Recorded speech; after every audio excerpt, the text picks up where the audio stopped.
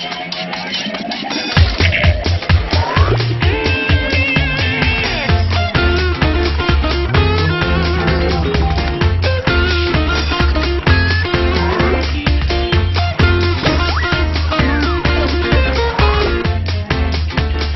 up on Backyard Science, constructing a gravity-defying roller coaster. A brilliant way to avoid taking a bus when you've got better things to do. And Operation Heartbeat, surgery guaranteed to make your blood pump faster. Capture images of a lifetime with your own homemade camera. Plastic drinking cups take on a whole new shape of their own. And can an egg carton really learn to fly? But first, if you're one of the snap-happy gang who loves flicking through photo albums, Or pointing the camera in someone else's direction, then we've got a brand new backyard photographic experience coming right up. Every day brings new events. And as usual, world-famous photographer Daniela will be on assignment ready to capture them. Images of joy, images of action, and the photographer's greatest challenge, the reluctant subject. I can tell her now that it wasn't her best side. Good thing there's no film. Amazingly, the first cameras didn't use film either. In fact, I think I should make a camera and show Sophie how clever it was.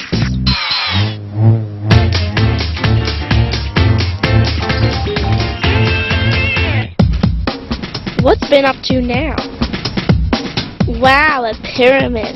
That's original. Not. But it does give me an idea of something really spectacular. What would happen if we joined hundreds of these cups?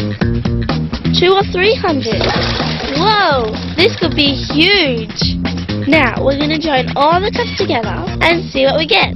This is going to need a heap of masking tape. Use the tape to stick the cups together back to back. And then tape over the rim.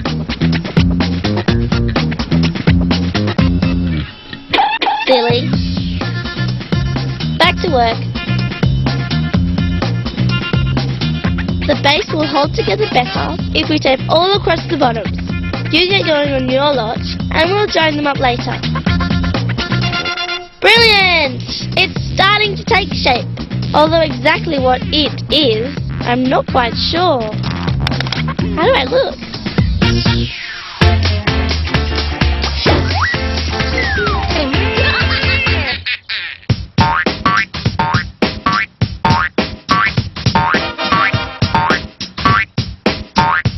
Hey, you might be better at headbutting the balloon, but I can make it do a magic trick. I can turn this into a water-loving balloon. Come on!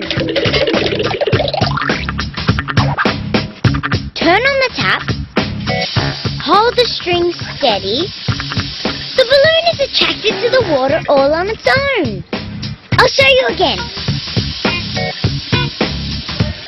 See? It just can't keep away from that water. The rushing water moves the air around. The side of the balloon near the water has low air pressure. The other sides of the balloon have higher pressure air. So the balloon is pushed towards the stream of water. Cool, eh? I knew you'd be impressed. You rat!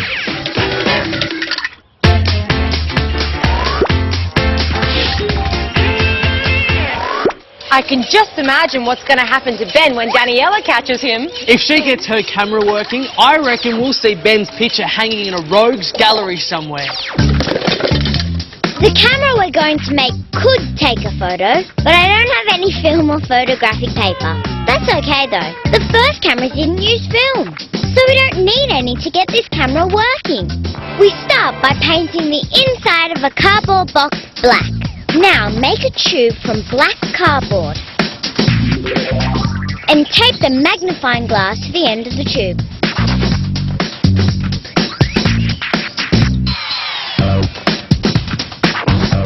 How cool is that? On the front of the box, cut a round hole so the tube slides in snugly.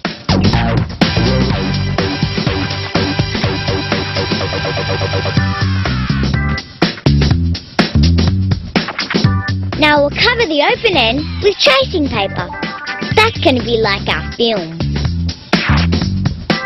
Tape a black drape around the tracing paper. Now this is exactly like the very first cameras. When you point it, the image of an object appears on the tracing paper. Notice something strange? It's upside down and back to front. That's because light moves in a straight line. When it goes through a small hole, it travels like this. So, at the back of the camera, the image is upside down and reversed. We're nearly done. Just a bit more fine-tuning and we can start snapping. These days, cameras are everywhere. Surveillance cameras, webcams, speed cameras, helmet cams, satellite spy cameras. They're our eyes to the world.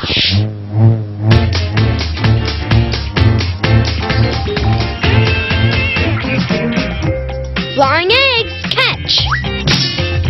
There aren't any eggs inside, duh. But this material's got to be light enough to fly. What do you reckon? Nope, this calls for a Top Gun plane design. We're gonna need my secret wing-shaped design and some scissors, masking tape, coins, and a toaster. We just lay the shape on the lid. Now, trace around the shape. Design critical here. Make sure the edges go up the sides of the box. Now we cut along the line. See? The wingtips curve with the lid edges. Reinforce the front edges with some sticky tape. Now for a pilot. Cash only. Stick it in the cockpit and tape it down. Is that not the coolest looking plane you've ever seen? Launch time for our egg box super glider. Gee, that pilot's not too good. Second time lucky, maybe. That's better. The glider flies because there's a good balance between the wing shape that gives it lift and the weight of the coin that improves the glider's stability. The clever wingtips add that extra manoeuvrability. I'll give Margot a go. Like girls are any good with planes.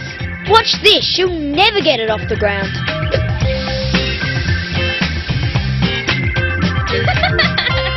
Beginner's luck. Aircraft that look just like a flying wing have been around for a long time. The most famous is the B-2 stealth aircraft that has its engines tucked away inside its wings. Because it doesn't have a tail like other planes, the B-2 slices through the air more easily and can travel enormous distances before it needs refueling.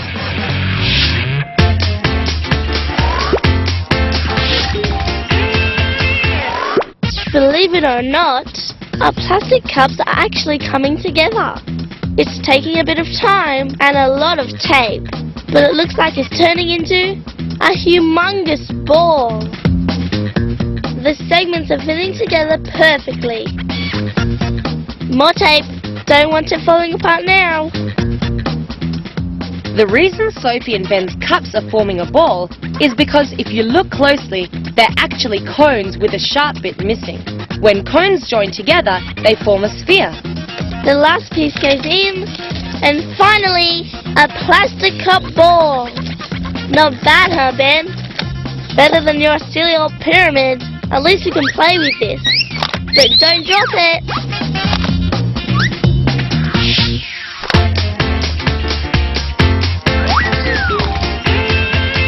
That was so cool! Fancy making a big ball out of plastic cups! Well, just wait until you see what Angelique and Priscilla do with strips of paper. There's loads of really brilliant things you can do with lengths of paper. It could be a headband, or a bracelet, a funny hat, a moustache, or a belt. Or you could make what's called a Mobius strip. All you need is tape, scissors and paper. Cut out a strip of paper about this wide.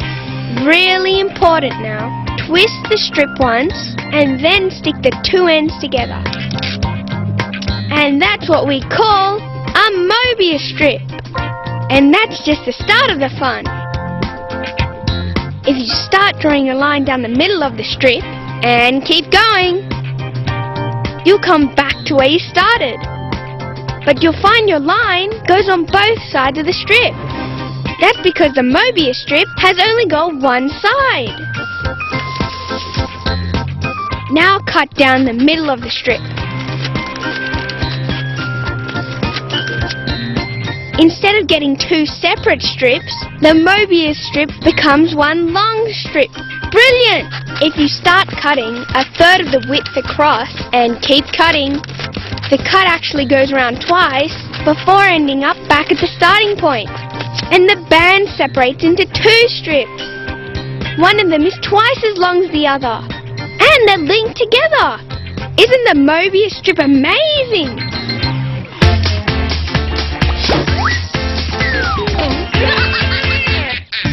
Our camera seems to be working really well. But even though you can tell it's a flower, it's still a bit fuzzy. That's why we need our magnifying glass.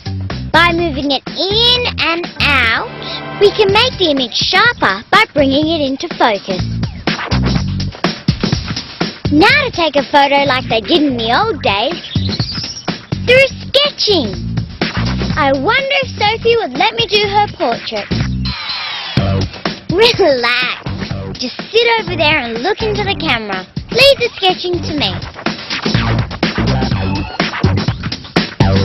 No sketching needed these days with digital cameras. They show us an image immediately. The hard work now is deciding whether to keep the shot or not. Hey, it's working! Sophie's image is being projected through the camera and onto the tracing paper. All I have to do is trace the outline of Sophie's face and we'll have a world-class portrait. You'd hardly call it an instant camera, would you?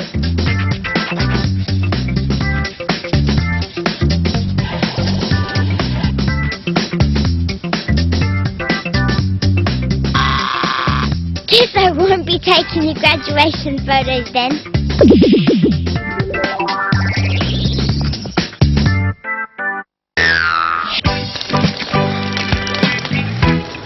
Hi gang, marbles again. I think it's time we tried something a bit more cool. I reckon we could make a marble do a complete loop through the air. Let's make a really big roller coaster. Come on! All we need is some piles of books, some thin cardboard, masking tape and scissors. Right team, let's cut the cardboard into strips. About 2 fingers wide should do it, and as long as your forearm. They can be joined together to make curves in the longer track. And we can start stacking these books into piles. They'll be our hills and valleys. Don't stop now! This is going to be the coolest roller coaster ever!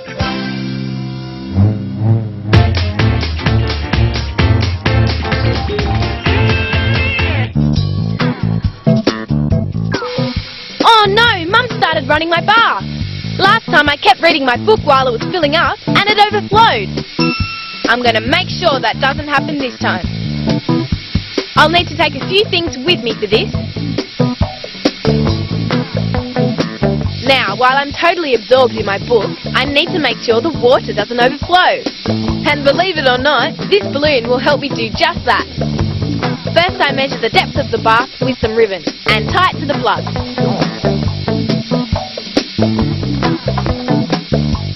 While the bath is filling up, all I have to do is sit back and keep reading. Sophie's clever trick works because the air inside the balloon is lighter than the water surrounding it.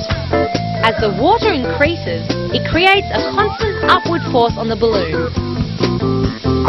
And when that force becomes greater than the one keeping the plug in the plug hole, something gives. Now I'll just pop in the plug and relax in the bath. Great bath, now back to my great book.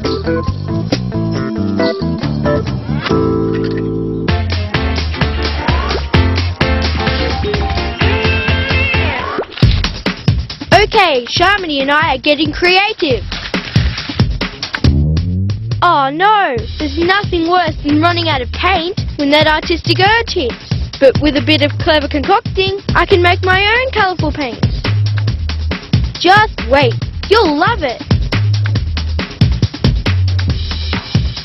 Yes, you'll need a brick and a hammer, some craft glue, a saucepan, a couple of eggs, water, a spoon, and some safety glasses. I need a break after all that. Can't wait to see how those two are going to make paint out of all that stuff. Well, I can't wait to see how that roller coaster's coming along. Right, these cardboard strips are going to be our tracks. They're bent in the middle so our marble will stay on course. Now let's start joining our tracks together. Stick them down so they don't wobble all over the place. We need to make some serious ups and downs here. If this is going to be the roller coaster ride of the century, the sky's the limit. Hills, valleys, curves, turns. Keep going till we run out of ideas. Or cardboard. Time for a test run. The hardest part might be the hill climb. Our marble is going to need some oomph. Maybe it needs more of a run-up. Stand back. Wow, it sure goes. Looking good, gang. More turns and curves than you can poke a stick at. How cool is it? And now for the ultimate roller coaster experience, our 360-degree death-defying loop. Go, designers! You'll need tape and more cardboard and... yes, you've done it! A super loop! Now for the big finish. A ramp at the end, so the marble flies right off the track. Good job, you design supremos! Right, now let's see what happens at the bottom. Oh, we're going to need something to catch our marble. Grab a can! Now just put the can at the end. Not quite. Good try. Yes! Now a test drive for our very own backyard Big Dipper.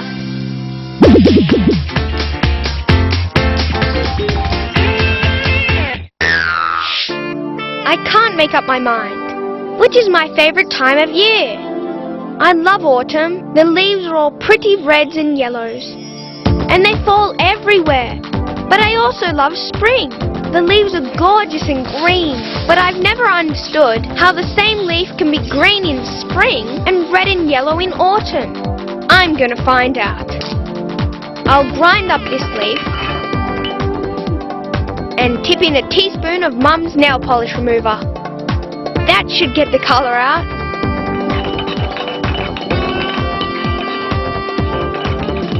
Now I'll just cut up a piece of coffee filter paper. Dip it into my leaf colour. Pop it into a plastic cup with a bit of rubbing fluid in it. And wait.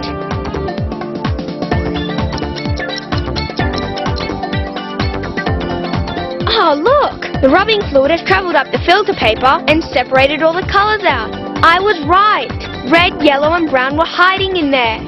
They were just covered up by the green. Pigments that give leaves their colour are always present in a leaf. But during spring and summer, a green pigment called chlorophyll covers up all the other colours. That's it. Now I've decided. Autumn is my favourite time of year. Because that's when the leaves put all their hidden colours on display. Nice going, tree. Hey, that's amazing. I always wondered how leaves manage to create all those incredible colours. Yep, and I'm still curious about how our budding artists are going to be putting colours into their very strange-looking paint. Shamini and I have run out of paint, and now we're all set to make our own. Right, first up, let's get destructive. Smash off some of the brick and crush it all up.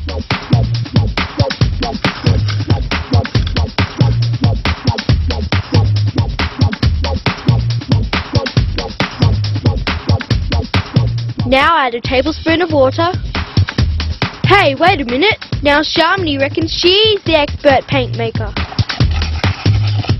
Okay, she's come up with some chalk. That's interesting. Some chalk, water, and glue. Wow, that colour looks great. Now to really get cracking. And just a squeeze of glue.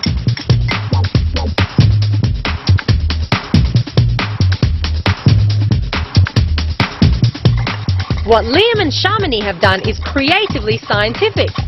To mix paint perfectly, you need a pigment, like the brown from the brick, and something for it to bond to, like the egg yolk.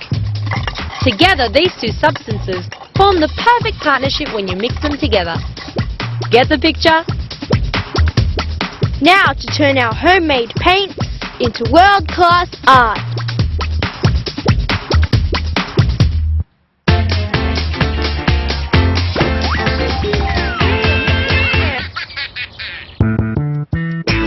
Today we will be performing open heart surgery. It's a new operation here to work out just how the heart beats. Nurse, I need my instruments. Scissors, check. Straw, check. Another one. Balloon, check. Food colouring, check. Cup, check. Skewer, check. Water, check. And most important of all, a sponge. Check. Let's get going then. Fill a large bowl with water nearly to the top. Thanks, nurse. Take the half-full cup of water and tip in some red food colouring. Looks like blood. Now a balloon. Small incision here. Then stretch it over the cup. Over to nurse for the important bit. It's our heart valve. Twist a rubber band tightly around the balloon. These flaps of balloon material will open and close as blood goes through the straw. Cut the straws to length. Pierce the surface of our heart in two places. Insert one artery with the balloon on the end, the other straw on the other side of the heart. Okay, nurse, it's time to see how our heart pumps. Place the heart into a bowl of water. This will be our body. Good. When we press down, blood is pushed out through the valve. See? When we lift up, the balloon flaps close and the blood can't flow back into the cup. So that's how our heart keeps blood flowing in one direction around our bodies. I think it's nurse's job to care for the patient after the operation. Open heart surgery is so exhausting. Well, somebody's got to keep that heart pumping. Incredible! Our backyard medical team sure created a pretty funky beating heart. Speaking of heart-pumping action, I think it's time we headed back to the roller coaster where that marble is getting ready to roll. Drivers, in your seats. We're almost set for the first ever attempt at the gravity-defying backyard Big Dipper. 5, 4, 3, 2, 1, take off! Great start. Up the hill with ease. Cornering beautifully. Will it make the loop? Yes. Now the tunnel. Yes. Down the back straight. And into the can. Once a smooth round object like the marble starts rolling, it'll keep going unless something stops it. The marble has what's called inertia. The only thing to slow the marble down are other forces, like friction, which slows the marble as it runs along the track, or the force of gravity, which slows the marble as it goes uphill. Well, with the success of our backyard Big Dipper, I think we're a force to be reckoned with. Oh, that's it! I'm off to make my own raging roller coaster. That marble was really going. Sure was, and it's time we were going too, because we've reached the end of another Backyard Science. Bye for now.